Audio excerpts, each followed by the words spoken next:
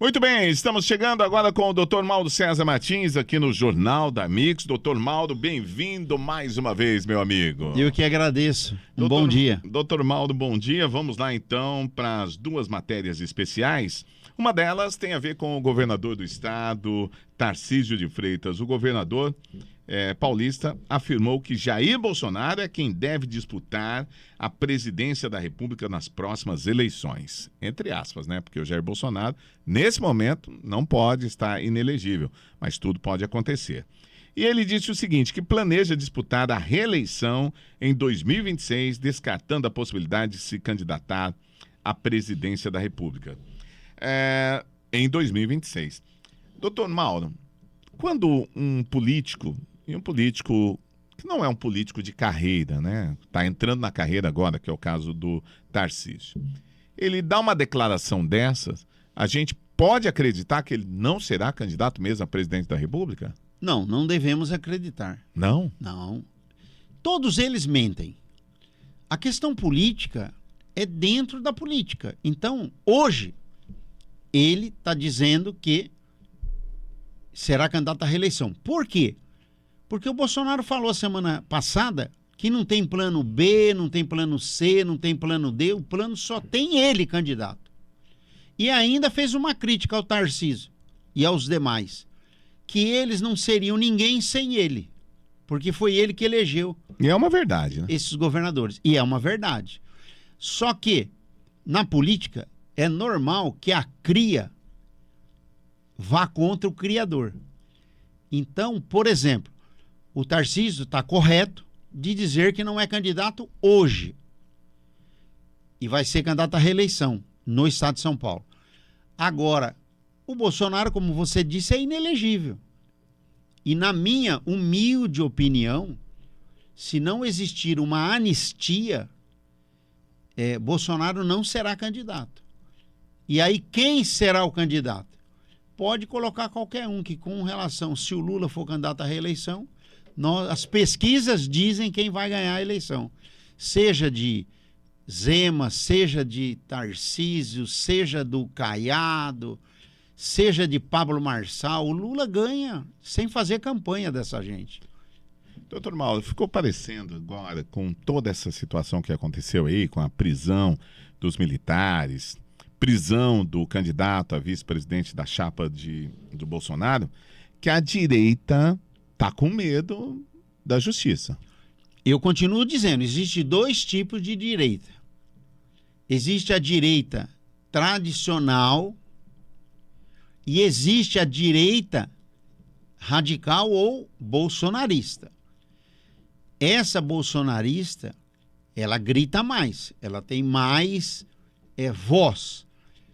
E eu acredito que sim, a direita bolsonarista, ela sabe que o sistema do Supremo com o governo federal, Polícia Federal, prendendo generais, que é a primeira vez na história recente do Brasil, se prende um general de 4 estrelas, com certeza haverá e existe a possibilidade de, no curso de 2025, também o Supremo pedir a prisão, a Procuradoria-Geral da República, ou o próprio Alexandre de Moraes pedir a prisão do Bolsonaro.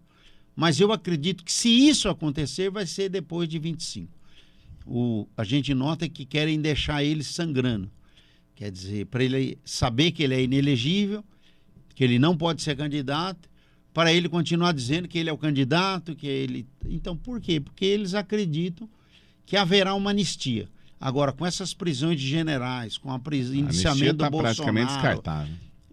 No Congresso dizem que a anistia não é um projeto mais prioritário, desde que o Lira tirou da aprovação da Comissão de Constituição e Justiça. Doutor Mauro, vamos aproveitar esse momento para conjecturar um pouco sobre as eleições de 2026.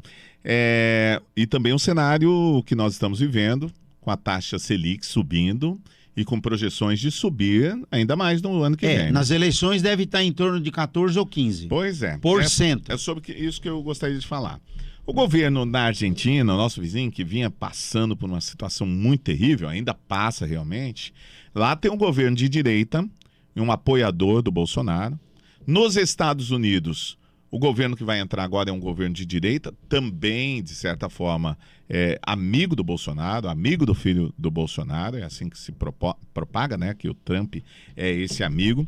Quer dizer, vamos ter governo bem pertinho da gente, de direita, governo no maior país do mundo, né, no controle do mundo, que é os Estados Unidos, e um reflexo do jeito que anda, de uma economia que deve caminhar na contramão do que está caminhando a economia brasileira. Porque o Milei conseguiu reduzir em 30% gastos do Estado e está reduzindo a inflação daquele país, quer dizer, indo na contramão do que o presidente Lula está fazendo. Todo esse cenário, daqui a um ano, vai fazer uma pressão grande sobre o governo atual. Isso pode mudar também o cenário em relação ao Bolsonaro e à direita, enfim. Bom, como se trata de conjecturas, eu vou deixar a minha opinião. É aí que eu quero. Não vai mudar nada. Não? O Trump pode tomar posse, o Milei está indo bem na Argentina, só que o Brasil não tem mais o foco econômico nos Estados Unidos. O foco mudou, agora é China. É os BRICS. Por isso que o Trump, inclusive, já disse para o governo brasileiro e para os BRICS: se vocês tentarem mudar o dólar como referência no mundo criar uma outra moeda, criar uma outra moeda, vocês serão retalhados pelos Estados Unidos. Então, o Trump vai ter mais uma agenda econômica. E ele não vai se dar bem com o governo Lula. Então ele vai estar mais preocupado de se acertar com o governo Lula do que ficar fazendo apologia para Bolsonaro ser candidato a presidente. Porque quando ele tomar posse, ele é o presidente dos Estados Unidos. E o Brasil sempre teve excelentes relações com os Estados Unidos. Agora, conjectura de que o Trump pode ajudar para o Supremo não condenar o Bolsonaro, os patriotas. Infelizmente, na minha visão, não haverá isso. Ou é uma anistia no Congresso, ou, na minha opinião, o Supremo vai prender muita gente no curso do ano que vem. Muita gente. Muito bem, tá aí. Dr. Mauro, a gente tentando conjecturar um pouco para o ano que vem, visto que a gente está aí nessa época de final de ano, fazendo já as previsões para o próximo ano. Voltamos já com mais um assunto aqui com o Dr. Mauro César Martins.